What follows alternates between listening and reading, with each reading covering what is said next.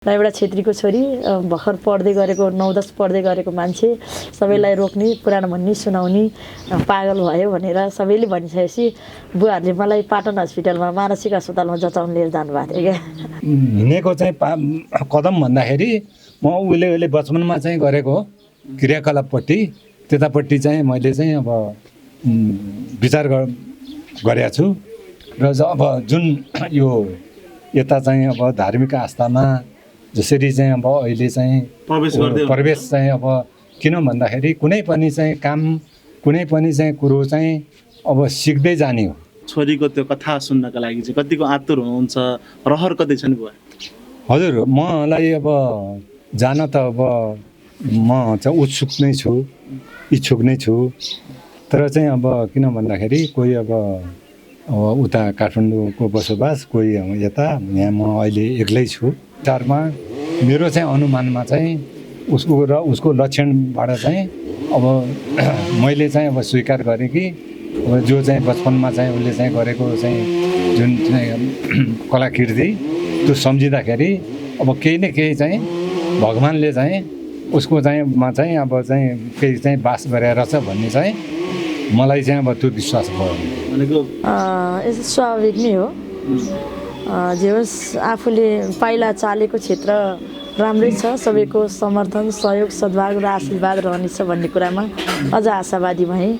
आफ्नो प्रतिभा देखायो, त्यहाँ कुनै मूल्य कुनै धन दौलत सुन चाँदीसित चाहिँ अब त्यो कुनै निस्वार्थ भावना, स्वार्थ होइन। यसमा त यो त झन् चाहिँ आध्यात्मिक क्षेत्र हो। अब त्यति चाहिँ ऊ नखाने त्यस्तो चाहिँ अब टाइपको।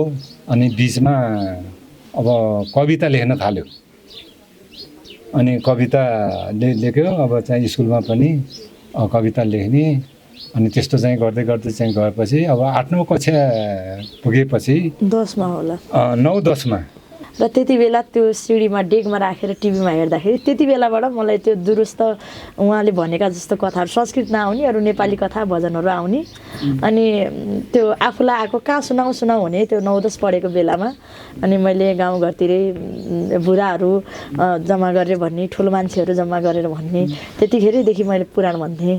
अनि हाम्रो ब्राह्मणहरू हिँड्नुहुन्थ्यो बाटो, उहाँहरूलाई रोकेर पुराण सुनाउँथेँ। अनि अब खेती किसान अब यही नैमा चाहिँ अब बसियो, यही नै घुलमिल चाहिँ भइयो। अब यही नै चाहिँ अब हामी त सामान्य नै हौँ।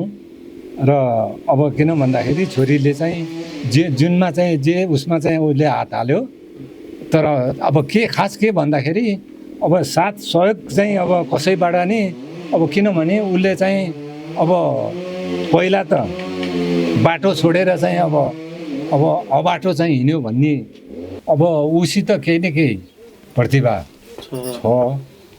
अलिकति चाहिँ दह्रो पाइला चाहिँ अब चाहिँ अलिकति चाहिँ योग्यता चाहिँ भयो भने अनि अब चारै ढोका खुला हुन्छ, केही गर्न सक्छ भन्ने चाहिँ है।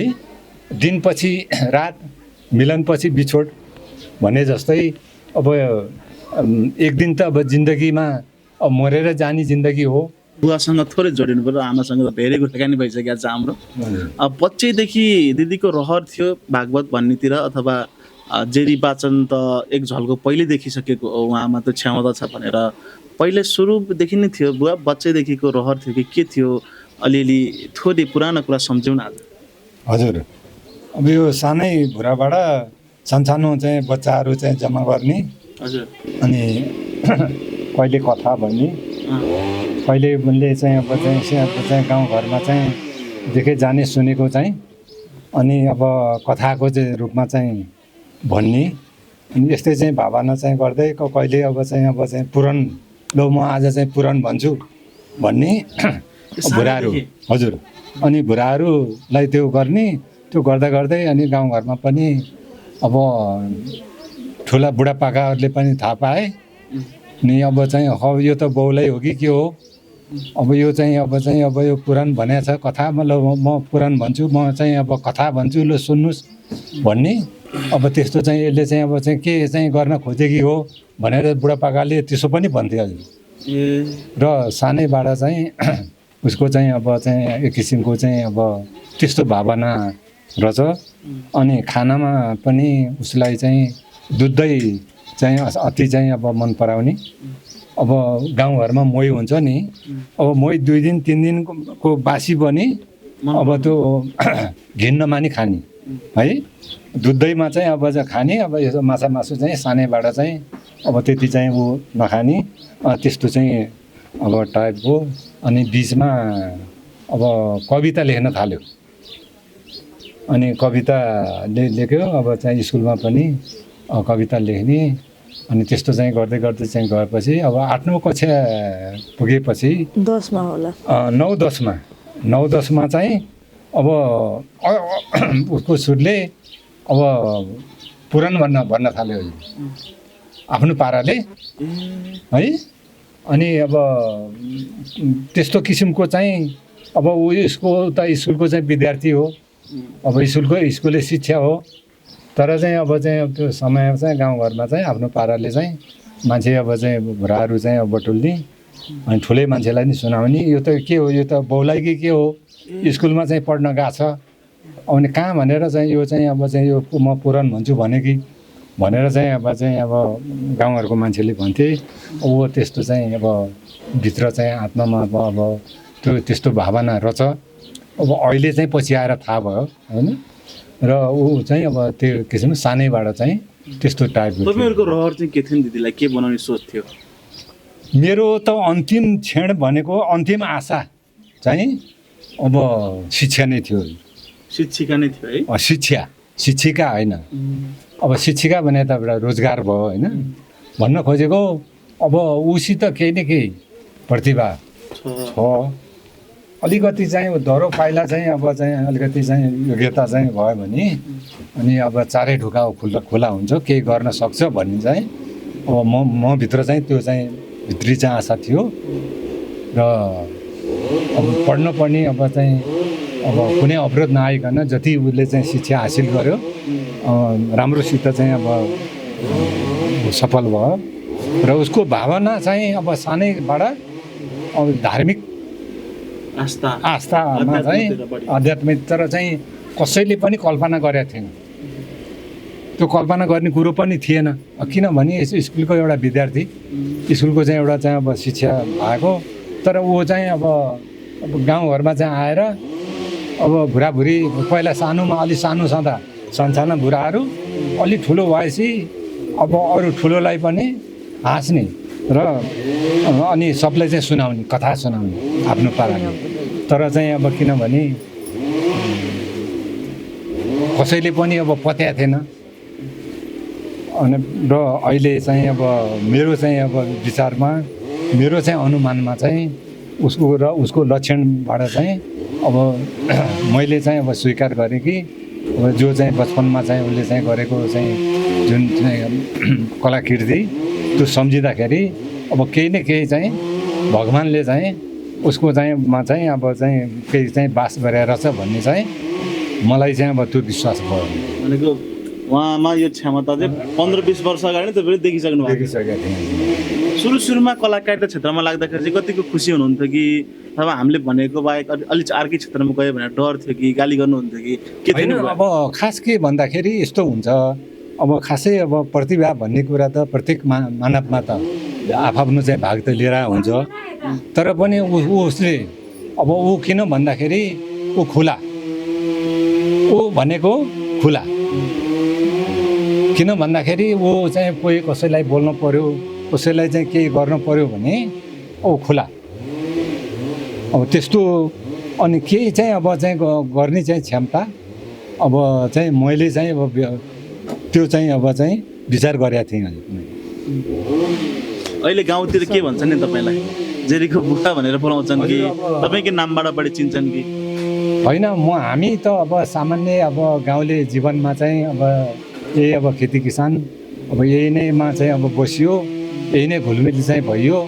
अब यही नै चाहिँ अब हामी त सामान्य नै हौँ।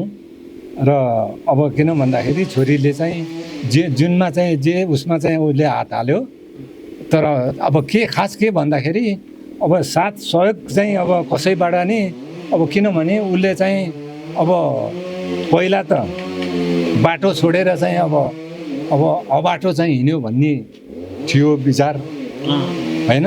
अब ऊ किनभने समय पनि अब उमेर एज पनि कमै थियो। अब खास गरेर चाहिँ हाम्रो विचार चाहिँ किताब लिएर चाहिँ स्कुलमा जाने, अध्ययन गर्ने, आउने, हाम्रो सोचाइ त त्यो हो। तर ऊ भित्र चाहिँ जुन चाहिँ अब चाहिँ आस्था र चाहिँ ऊ भित्र चाहिँ थियो, अब त्यो त हामीले बुझ्न सकिएन। त्यस कारणले ऊ सानैबाट अब उसले साथ सहयोग पाए भए त ऊ अझ चाहिँ अब अगाडि कदम पाइला चाहिँ चाल्न सक्थ्यो होला सायद, मेरो अहिलेको चाहिँ विचारमा। अब जब उसले चाहिँ जहाँ चाहिँ हात हाल्यो, जुनमा चाहिँ कदम चाल्यो, त्यसमा चाहिँ खास कसैबाट पनि सहयोग पाएन। किन त भन्दाखेरि उस समय नै अब उसको चाहिँ अब उमेर पनि कम थियो। एक अब चाहिँ हाम्रो लागि चाहिँ के थियो भन्दा पढ्नुपर्छ, अर्थक दायाँ बायाँ केही पनि होइन, पढ्नुपर्छ। हाम्रो चाहिँ भावना त्यो भयो। तर उमा चाहिँ अब चाहिँ अर्कै भावना जागेर छ र हजुर पछि चाहिँ अनि अब थाहा भयो। जस्तो बुवा जेरी त तपाईँको छोरी हो, सबैलाई थाहा छ तपाईँ जेरीको बुवा हुनुहुन्छ। सपोज एकछिन जेरी अन्य चलेकै गायिका अरू नै हो भने चाहिँ कसरी चिन्नुहुन्थ्यो नि तपाईँले? होइन, त्यो त अब यस्तो छ हजुर, अब जोसित चाहिँ अब जसले चाहिँ अब चाहिँ एउटा चाहिँ अब प्रतिभा क्षमता, जसले चाहिँ एउटा चाहिँ निष्पक्षताले चाहिँ काम गर्छ, त्यो व्यक्तिलाई त जसले सकारात्मकले नै चाहिँ हेर्छ नि। अब हाम्रो यहाँ चाहिँ नभइकन बाहिर अन्य अन्य राष्ट्रमा पनि कसैले त्यस्तो प्रतिभाशाली ख्याति प्राप्त चाहिँ अब चाहिँ काम गर्ने चाहिँ व्यक्तिलाई त जसले पनि प्रशंसा गरे, यो आफ्नो अर्को भने हुँदैन, होइन र? राम्रो मान्छेलाई जहिले पनि तारिफ गर्छ, जसले पनि तारिफ गरे हुन्छ। जेरीको बुवा भन्दाखेरि चाहिँ कति खुसी हुनुहुन्छ कि? होइन, म त यसै पनि त खुसी छु, होइन, म यसै पनि खुसी छु। त्यहाँ माथि पनि अब अहिले चाहिँ हालसालमा अब यो एउटा चाहिँ धार्मिक अब आस्थापट्टि चाहिँ अब गएको छ है। अब मैले चाहिँ मैले क्यालकुलेसन चाहिँ गर्दा बचपनमा उसले गरेको चाहिँ अब चाहिँ जुन चाहिँ अब क्रियाकलाप र अहिले त्यो पाइला चालेको चाहिँ मेरो सङ्केत चाहिँ देउसाको सङ्केत बिहानीले चाहिँ दिन्छ भने जस्तो। अब त्यतापट्टि उसले अहिले चाहिँ हिँडेको चाहिँ कदम भन्दाखेरि उसले बचपनमा चाहिँ गरेको क्रियाकलापपट्टि त्यतापट्टि चाहिँ मैले चाहिँ अब विचार गरेको छु। र अब जुन यो यता चाहिँ अब धार्मिक आस्थामा जसरी चाहिँ अब अहिले चाहिँ प्रवेश चाहिँ अब किन भन्दाखेरि कुनै पनि चाहिँ काम, कुनै पनि चाहिँ कुरो चाहिँ अब सिक्दै जाने हो, बुझ्दै जाने हो। ज्ञान, अब ज्ञान कसलाई आवश्यक पर्छ भन्दा ज्ञानीलाई, है, ज्ञानीलाई ज्ञानको आवश्यकता पर्छ। ज्ञानै नभएको मान्छेसित जोसित ज्ञान छैन उसलाई के को ज्ञानको आवश्यकता पर्छ भने ज्ञान भन्ने कुरा अब मानिसको चाहिँ अब आयो, मानिसको चाहिँ समय त कमै हुन्छ, अब सिक्ने हो, बुझ्ने हो, जति चाहिँ लिन जान्छ अब लिन सक्छ त्यति लिने हो भने यसमा अब उसले चाहिँ पाइला भर्खर चाल्दैछ। अब सबको चाहिँ सबैको चाहिँ अब आशीर्वाद, सबैको सहानुभूति, मेरो एउटा चाहिँ मात्र चाहिँ अब चाहिँ के छ भने सङ्केत मलाई चाहिँ, किनभने उसबाट चाहिँ कुनै स्वार्थ, कुनै मुलाइजा, कुनै चाहिँ उसले लिएर उसले काम गरे होइन, हुँदैन। उसले आस्था, उसले जुन लोकदोरी यो कलाकार क्षेत्रमा पनि उसले आफ्नो चाहिँ कला प्रदर्शन गर्यो, आफ्नो प्रतिभा देखायो। त्यहाँ कुनै मूल्य, कुनै धन दौलत, सुना चाँदीसित चाहिँ अब त्यो कुनै निस्वार्थ भावना, स्वार्थ होइन। यसमा त यो त झन् चाहिँ आध्यात्मिक क्षेत्र हो है। दिनपछि रात, मिलनपछि बिछोड भने जस्तै अब एक दिन त अब जिन्दगीमा अब मरेर जाने जिन्दगी हो। छोरीको त्यो कथा सुन्नका लागि चाहिँ कतिको आतुर हुनुहुन्छ, रहर कति छ नि बुवा?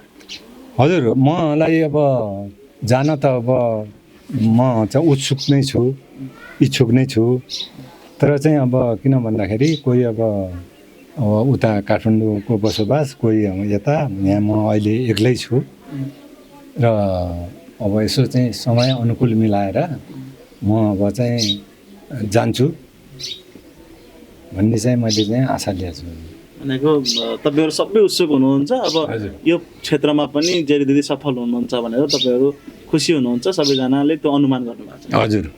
बुवाले पनि दिदी जस्तै गीत त गाउनुहुन्न नि? गीत त म त्यति अब उही हामी त घाँसै घाँदाउरे यता सामान्य हो।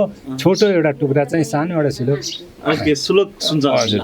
काशी गयौ, मथुरा गयौ, सारा तीर्थ स्नान गर्यौ, मनको मैला पखाल्न सकेनौ, बाहिर नुहाई के भयो। यति भनेको मन चाहिँ सफा हुनुपर्छ, काशी मथुरा जता गए पनि मन फोहोर छ भने चाहिँ त्यो घरमा गरेको काम लाग्दैन भन्न खोज्नु भएन? हजुर। अरू अरू हजुर यति नै गर्नु। आज गाउँमा हेर्नु दिदी यति धेरै आशीर्वाद पाउनुभयो बुवा आमादेखि हजुरआमासम्मको, अब झन् यो क्षेत्रमा अगाडि बढ्नलाई प्रोत्साहन मिलेको होला नि तपाईँलाई, कस्तो आवाज गर्नुभएको छ नि? यस्तो स्वाभाविक नै हो। जे होस् आफूले पाइला चालेको क्षेत्र राम्रै छ, सबैको समर्थन सहयोग सद्भाव र आशीर्वाद रहनेछ भन्ने कुरामा अझ आशावादी भएँ। सबैको यस्तै माया र साथ पाइयोस्। बुवाले भने जस्तो 10 कक्षादेखि नै तपाईँको जुन कथा भन्दै हुनुहुन्थ्यो अरे कहिले 8-9 पढ्दाखेरि, आज त्यो नयाँ कुरो पनि थाहा भयो, त्यो सत्य कुरा आज हामी देखाउँदैछौँ होइन? त्यो तपाईँले 10 वर्ष पहिला अथवा 15 वर्ष पहिला चाहिँ लक्षण देखिया रहेछ, त्यो लक्षण अहिले आएर पूर्णता पाएन यसले। 20 वर्ष करिब 19-20 वर्ष भयो म 10 कक्षामा पढ्दाखेरि हो। त्यति बेला चाहिँ हाम्रो स्वर्गीय नारायण प्रसाद पोखरेल गुरुलाई बुटोलमा हत्या गरेर मारियो र उहाँको यति क्रेज यति आस्था थियो। उहाँको त्यो जुन पुराणहरू थिए सिडीमा गाउँमा आउने प्रचलन सुरु भयो र त्यति बेला त्यो सिडीमा डेकमा राखेर टिभीमा हेर्दाखेरि त्यति बेलाबाट मलाई त्यो दुरुस्त उहाँले भनेका जस्तो कथाहरू संस्कृत नआउने अरू नेपाली कथा भजनहरू आउने अनि त्यो आफूलाई आएको कहाँ सुनाउ हुने त्यो 9-10 पढेको बेलामा अनि मैले गाउँघरतिरै बुढाहरू जम्मा गरेर भन्ने, ठुलो मान्छेहरू जम्मा गरेर भन्ने, त्यतिखेरैदेखि मैले पुराण भन्थेँ। अनि हाम्रो ब्राह्मणहरू हिँड्नुहुन्थ्यो बाटो, उहाँहरूलाई रोकेर पुराण सुनाउँथेँ। अनि अब एउटा त्यति बेला त अझै जातीयता कुरा हुन्थ्यो, अहिले त कम हुँदैछन् र हामीले यी कुराहरूलाई परास्त गर्दै पनि लैजानुपर्छ। र एउटा छेत्रीको छोरी भर्खर पढ्दै गरेको 9-10 पढ्दै गरेको मान्छे सबैलाई रोक्ने पुराण भन्ने सुनाउने पागल भयो भनेर सबैले भनिसकेपछि बुवाहरूले मलाई पाटन हस्पिटलमा मानसिक अस्पतालमा जचाउन लिएर जानुभएको थियो क्या। अनि मैले मेरो मनमा एकदम दबिएर बसेको थियो। जे होस् 19 वर्षपछि चाहिँ धोको पुरा भयो भनौँ। तपाईँ नारायण गुरुबाट एकदम मेरो प्रभावित हुनुभयो यो क्षेत्रमा? अदृश्य गुरु नै उहाँ हो। सायद उहाँको पनि मलाई गोलोकवासी वैकुण्ठ धाम आउनुहुन्छ होला, आशीर्वाद प्राप्त हुन्छ होला र उहाँबाटै प्रभावित भएर पहिलेदेखि नै हो।